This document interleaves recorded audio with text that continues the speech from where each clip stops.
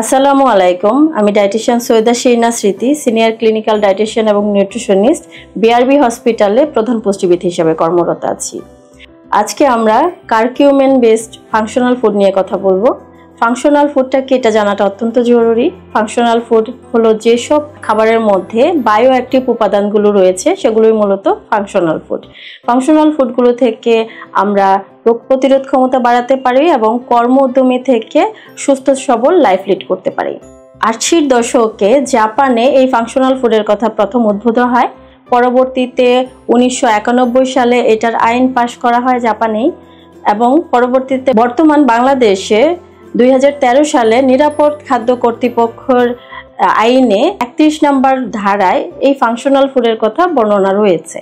Functional food মূলত আমাদের ঘরেই মোটামুটি অনেক কিছুই পাওয়া যায়, যেমন হলুদ হতে পারে, রসুন হতে পারে, আদা হতে পারে, গোলমরিচ হতে পারে বা গাজর হতে পারে। এগুলো ফাংশনাল ফুড হিসেবে ব্যবহার হয়। এগুলো থেকে রোগ প্রতিরোধ ক্ষমতা বাড়ে এবং আমরা সুস্থ থাকি।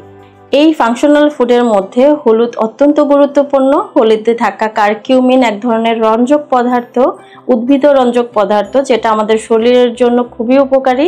এটাতে পর্যাপ্ত পরিমাণে অ্যান্টিঅক্সিডেন্ট এবং এটার মধ্যে অ্যান্টি ইনফ্লামেটরি বৈশিষ্ট্যও রয়েছে। এটাকে আমরা গোল্ডেন মশলাও বলতে পারি। এটা আমাদের শরীরের জন্য উপকারী মশলা হিসাবে ব্যবহার করি। আমরা সবসময় খাবার রান্নাতে এই হলুদ ব্যবহার করে থাকি, যেটা আমাদের রোগ প্রতিরোধ ক্ষমতা বাড়িয়ে থাকে।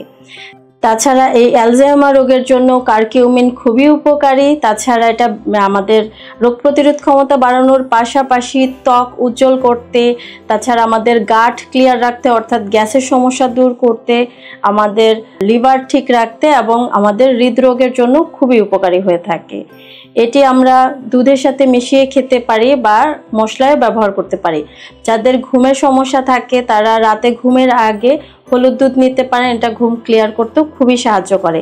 যাদের চর্মরোগ থাকে তারাও কারকিউমিন বা হলুদ আপনারা ঔষধ হিসাবে বা সাপ্লিমেন্টেশন হিসাবে নিতে পারেন বা সরাসরি দুধের সাথে মিশিয়েও খেতে পারেন। এটা খুবই উপকারী হয়ে থাকে।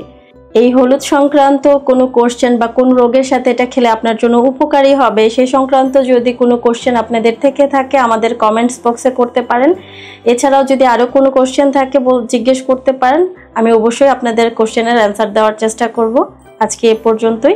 ধন্যবাদ।